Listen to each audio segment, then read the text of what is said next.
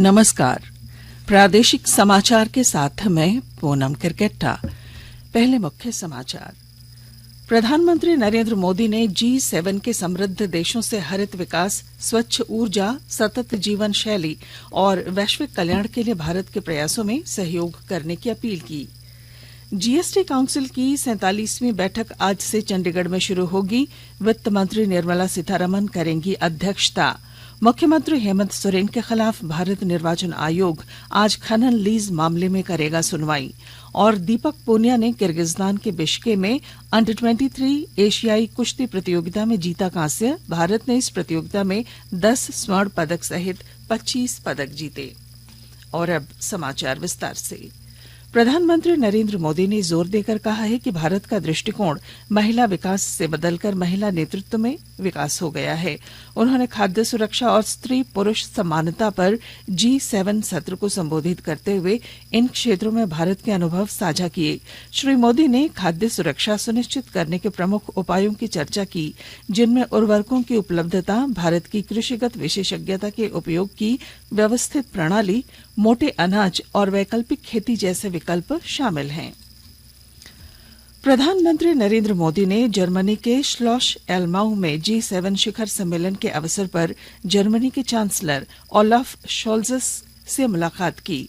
श्री मोदी ने शिखर सम्मेलन में आमंत्रण के लिए श्री शोल्ज़ का आभार व्यक्त किया। दोनों नेताओं ने अपनी हरित और सतत विकास भागीदारी आगे बढ़ाने पर बल दिया। जलवायु परिवर्तन, इसकी रोकथाम के उपायों के लिए धन जुटाने और प्रौद्योगिकी हस्तांतरण जैसे विभिन्न मुद्दों पर विचार विमर्श हुआ। दोनों नेता व्यापार, निवेश तथा लोगों के बीच संपर्क और बढ़ाने पर भी सहमत हुए। प्रधानमंत्री मोदी ने कनाडा के प्रधानमंत्री जस्टिन ट्रूडो के साथ भी द्विपक्षीय वार्ता की। उन्होंने व्यापार और आर्थिक संपर्क, सुरक्षा सहयोग और आतंकवाद से निपटने तथा लोगों के बीच संपर्क बढ़ाने के उपायों पर विचार विमर्श किया। श्री मोदी और यूरोपीय आयोग की अध्यक्ष उर्सुला वॉन डेर लियन ने शिखर सम्मेलन में इन दोनों के बीच अलग बातचीत हुई। प्रधानमंत्री मोदी की दक्षिण अफ्रीका के राष्ट्रपति सिरिल रामफोसा के साथ भी अलग से बैठक हुई। दोनों नेताओं ने द्विपक्षीय संबंधों में विशेष रूप से वर्ष 2019 में रणनीतिक सहयोग कार्यक्रम पर हस्ताक्षर के बाद हुई प्रगति की समीक्षा की। उन्होंने रक्षा, शिक्षा और कृषि क्षेत्रों में प्रगति पर संतोष जताया और व्यापक और निवेश तथा खाद्य सुरक्षा जैसे क्षेत्रों में सहयोग बढ़ाने पर बल दिया। भारत और दक्षिण अफ्रीका ने विश्व व्यापार संगठन के सभी सदस्य देशों के लिए कोविड महामारी की रोकथाम और उपचार से संबंधित ट्रिप्सी समझौते के कुछ प्रावधान लागू करने में छूट का सुझाव देते हुए पहला प्रस्ताव पेश किया था। बहुपक्षीय संस्थाओं में समन्वय तथा उनमें सुधार, विशेषकर संयुक्त राष्ट्र सुरक्षा परिषद में सुधारों पर भी विचार विमर्श हुआ। विपक्ष के राष्ट्रपति पद के उम्मीदवार यशवंत सिन्हा ने अपनी उम्मीदवारी का समर्थन करने के लिए राजनीतिक दलों को धन्यवाद दिया है।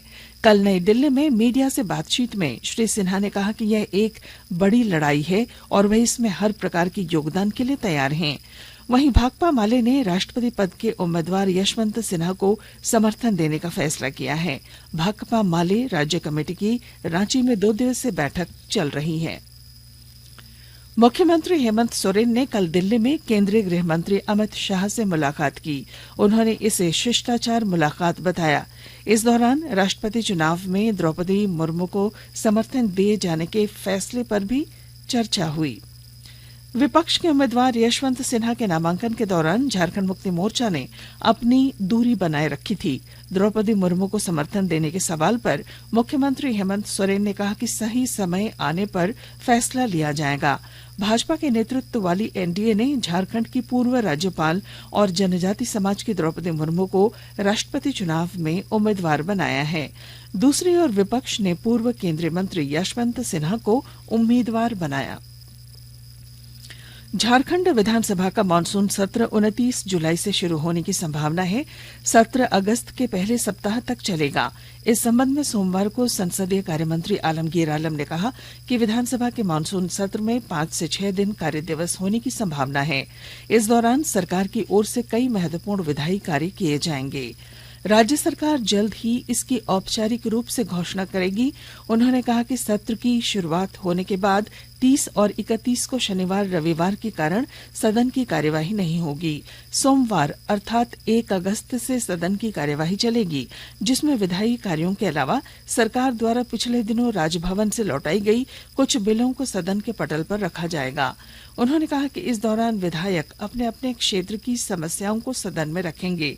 इसके अलावा सदन के पहले दिन मांडर की नवनिर्वाचित विधायक शिल्पी नेहा तिर्की सदन की सदस्यता ग्रहण करेंगी। वस्तु एवं सेवा कर परिषद की 47वीं बैठक आज से चंडीगढ़ में शुरू हो रही है। वित्त मंत्री निर्मला सीतारमण 2 दिन की बैठक की अध्यक्षता करेंगी। जीएसटी परिषद की बैठक में वित्त राज्य मंत्री पंकज चौधरी तथा राज्यों और केंद्र शासित प्रदेशों के वित्त मंत्री भाग लेंगे। इसमें केंद्र और राज्य सरकारों के वरिष्ठ अधिकारी भी शामिल होंगे। दिल्ली में पिछली बैठक में वस्त्रों पर जीएसटी दरों में बदलाव का निर्णय टाल देने की सिफारिश की गई थी। परिषद ने वस्त्रों पर 5% की दर बनाए रखने का सुझाव दिया था। आकाशवाणी के ताजा तरीन समाचारों के लिए आप हमारी वेबसाइट newsonair.com पर लॉग ऑन कर सकते हैं। ताजा समाचार Twitter handle @AIR news alerts और Facebook page all India radio news पर भी उपलब्ध है। आप प्रादेशिक समाचार एकांश के ट्विटर हैंडल @AIR न्यूज _ और फेसबुक, इंस्टाग्राम पेज तथा YouTube channel AIR news Ranchi पर भी हमारे बुलेटिन सुन सकते हैं। प्रादेशिक समाचार आप आकाशवाणी रांची से सुन रहे हैं और अब पेश हैं कोरोना से बचाव के कुछ संदेश। चलो मिलकर एक शुरुआत करें, चलो एक फैसला आज करें, मास्क नहीं तो टोकेंगे, कोरोना को रोकेंगे, चलो एक वादा करते हैं, चलो कुछ वादा करते हैं, मास्क नहीं तो टोकेंगे, कोरोना को रोकेंगे। भारत सरकार द्वारा जनहित में जारी। कोविड-19 से बचाव और सुरक्षित रहने के 3 उपाय। मास्क लगाएं, 2 गज दूरी है जरूरी, सुरक्षित दूरी रखें, हाथ और मुंह साफ रखें। प्रादेशिक समाचार में आपका फिर स्वागत है। भारत निर्वाचन आयोग मुख्यमंत्री हेमंत सोरेन के खिलाफ खनन लीज मामले में की गई शिकायत की सुनवाई आज करेगा।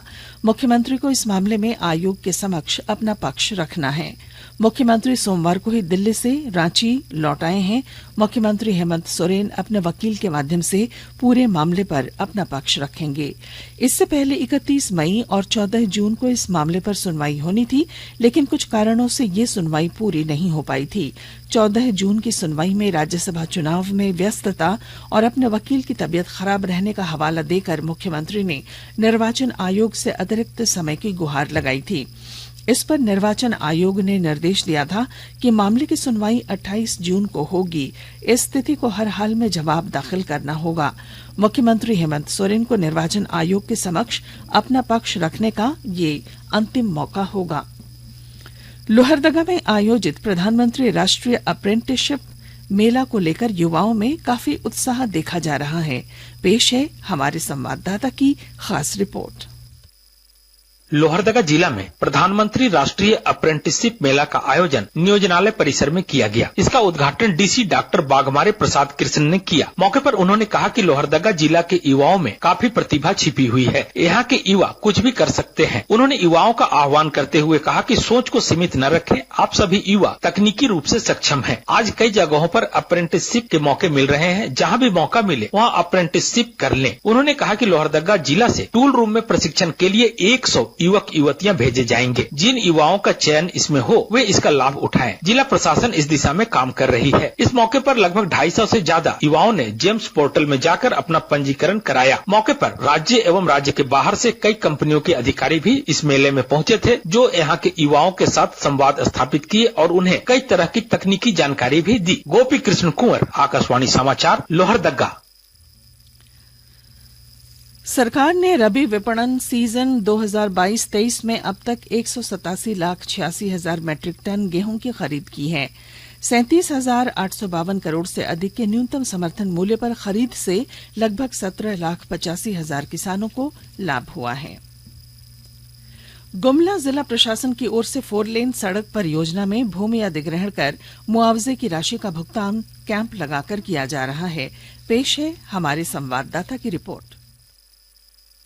सड़क परिवहन और राष्ट्रीय राजमार्ग मंत्रालय भारत सरकार के द्वारा गुमला जिला को राजधानी रांची से जोड़ने वाली मुख्य मार्ग NH-23 पलमा से गुमला तक सुलभ बनाने के लिए 4 लेन सड़क का निर्माण कार्य शुरू कर दिया गया है। ऐसे में गुमला जिला प्रशासन के द्वारा 4 लेन सड़क परियोजना में भूमि अधिग्रहण कर क्षतिपूर्ति राशि काम को लेकर नगर भवन में विगत 22 जून से आगामी 30 जून तक कैंप लगाकर जमीन मालिकों को मुआवजे की राशि का भुगतान किया जा रहा है। जिला प्रशासन की ओर से जारी किए गए रिपोर्ट में पलमा से गुमला NH चौड़ीकरण के अंतर्गत जिले के सीसई, भरणो और गुमला प्रखंड के कुल 28 गांव प्रभावित हैं, जिनका जमीन अधिग्रहण किया जा रहा है। जिला प्रशासन के द्वारा भूमि अधिग्रहण कर NHI को कुल 16 गांव को सौंपा जा चुका है। शेष 12 गांव का मुआवजे का वितरण का कार्य प्रगति पर है। नरेश कुमार, आकाशवाणी समाचार, गुमला। कुश्ती। दीपक पूनिया ने किर्गिस्तान के बिश्के में अंडर 23 एशियाई कुश्ती प्रतियोगिता में कांस्य जीता है। उन्होंने 86 किलोग्राम फ्री स्टाइल श्रेणी में मस्कत सेतिबाल्डी को हराया। दीपक पूनिया 2019 विश्व चैंपियनशिप में रजत पदक विजेता रहे थे। अंडर 23 प्रतियोगिता के शुरुआती 2 राउंड में पूनिया को उज्बेकिस्तान के अजीज बेख फैजुल्ला एव और किर्गिस्तान के नाटिलेक कैरिप बाएव से हार का सामना करना पड़ा। अंडर 23 एशियाई कुश्ती में भारत ने 10 स्वर्ण पदक सहित 25 पदक जीते हैं। भारत और आयरलैंड के बीच दूसरा और अंतिम 2020 अंतर्राष्ट्रीय क्रिकेट मैच भारतीय समय के अनुसार आज रात 9 बजे डबलिन में खेला जाएगा। 2 मैचों की श्रृंखला में रविवार को वर्षा से बाधित और संक्षिप्त किए गए 12 ओवरों के पहले मुकाबले में भारत ने मेजबान आयरलैंड को 7 विकेट से हराया था। हॉकी। यूनिफर U23 5 नेशनल हॉकी प्रतियोगिता में सिमडेगा जिले की ब्यूटी डुंगडुंग को प्लेयर ऑफ द टूर्नामेंट का खिताब मिला। रांची पहुंचने पर ब्यूटी डुंगडुंग सहित तीनों खिलाड़ियों का स्वागत किया गया। इसे लेकर हॉकी झारखंड के अध्यक्ष भोलानाथ सिंह ने कहा कि तीनों ही खिलाड़ी भारतीय टीम का प्रदर्शन शानदार रहा है। इन तीनों खिलाड़ियों के झारखंड आगमन पर हॉकी झारखंड की ओर से शानदार स्वागत किया गया। उल्लेखनीय है कि आयरलैंड में आयोजित यूनिफर U23 5 नेशन हॉकी प्रतियोगिता का फाइनल मैच जूनियर भारतीय महिला हॉकी टीम का नेदरलैंड के साथ मैच खेला गया। मैच में भारतीय टीम को नेदरलैंड ने 4-1 के अंतर से हराया। इस प्रतियोगिता में झारखंड के 3 खिलाड़ियों ब्यूटी डुंगडुंग, दीपिका सोरेंग और महिमा टेटे ने अपना हुनर दिखाया। इन तीनों के शानदार प्रदर्शन की बदौलत भारतीय टीम ने फाइनल तक सफर तय किया। प्रतियोगिता में कुल 4 गोल करने वाली भारतीय महिला हॉकी टीम की उप कप्तान ब्यूटी डुंगडुंग को प्लेयर ऑफ द टूर्नामेंट के पुरस्कार से नवाजा गया। और अब अंत में अखबारों की सुर्खियां। राज्य से प्रकाशित लगभग सभी अखबारों ने मुख्यमंत्री हेमंत सोरेन और केंद्रीय गृह मंत्री अमित शाह की मुलाकात की खबर को पहली सुर्खी बनाई है। हिंदुस्तान ने लिखा है, राष्ट्रपति चुनाव में अमित शाह ने झामुमो का मांगा समर्थन। मुख्यमंत्री हेमंत सोरेन बोले, उचित समय पर लेंगे निर्णय। प्रभात खबर की सुर्खी है, पूजा सिंघल की जमानत याचिका पर आज होगी सुनवाई। दैनिक भास्कर लिखता है, कोरोना मरीज 1 महीने में 6 गुना बढ़े, राहत मौतें नहीं बढ़ी। दैनिक जागरण की सुर्खी है, शाह से मिले हेमंत, मुर्मू को समर्थन के संकेत। रांची एक्सप्रेस ने लिखा है, अग्निपथ के खिलाफ फिर सड़क पर उतरी कांग्रेस। अंग्रेजी अखबार द टाइम्स ऑफ इंडिया और हिंदुस्तान टाइम्स ने महाराष्ट्र के बागी विधायकों को सुप्रीम कोर्ट से राहत मिलने की खबर को पहले पन्ने पर प्रकाशित किया है। और बुलेटिन का आखिर में मुख्य समाचार एक बार फिर। प्रधानमंत्री नरेंद्र मोदी ने G7 के समृद्ध देशों से हरित विकास, स्वच्छ ऊर्जा, सतत जीवन शैली और वैश्विक कल्याण के लिए भारत के प्रयासों में सहयोग करने की अपील की। जीएसटी काउंसिल की 47वीं बैठक आज से चंडीगढ़ में होगी शुरू। वित्त मंत्री निर्मला सीतारमण करेंगी अध्यक्षता। मुख्यमंत्री हेमंत सोरेन के खिलाफ भारत निर्वाचन आयोग आज खनन लीज मामले में करेगा सुनवाई।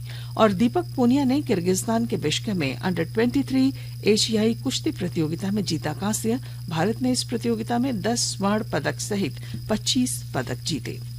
और इसके साथ ही आकाशवाणी रांची से प्रादेशिक समाचार का ये बुलेटिन समाप्त हुआ। नमस्कार।